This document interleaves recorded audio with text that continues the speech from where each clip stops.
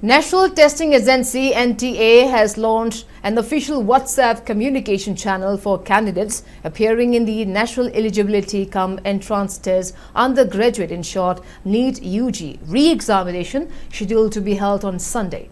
The NTA clarified that all official WhatsApp communication will be sent only through its verified account bearing the number 7827980287. I repeat, 7827980287. The agency advised candidates to verify the presence of the blue verification tick and the name National Testing Agency before trusting any message claiming to be sent from NTA.